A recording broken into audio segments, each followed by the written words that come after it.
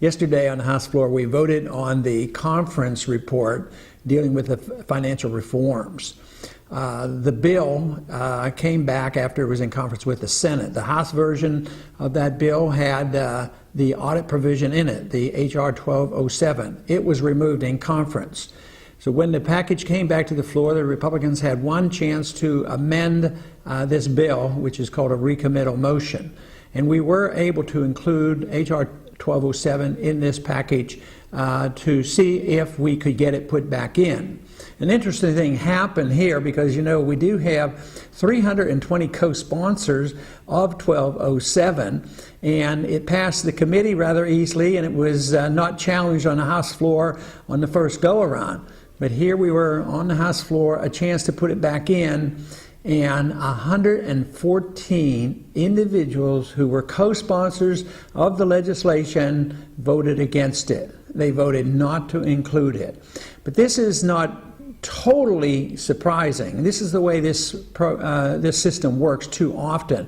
People do flip-flop and they do change, but it also reflects the fact that the Federal Reserve is a very powerful institution, and they were able to influence these votes. But it still is sad to see that a co-sponsor of a bill this important that the people really care about, has a great deal of significance, and all of a sudden change it. I mean, supervision and monitoring and knowing what the Federal Reserve is doing is very, very important. The people want to know about this. Transparency is so important, and yet it failed on the House floor.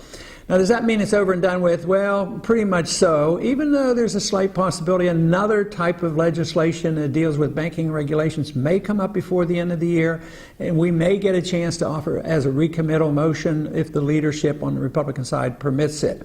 But as for now, it looks like we will not have a full audit, but believe me, a lot of benefit has come from this. The Federal Reserve will not get off completely, because more people in this country than ever before know that the Federal Reserve is very, very important. They know they were responsible for the problems that we have, and they know that they work in secrecy. The American people want to know about it. So even though they may have won this battle, they're not going to win the war, because what they're doing is going to be devastating to us, because this piece of legislation actually gave more power to the Federal Reserve, not less, more power to the regulators, more effort to keep themselves in secret.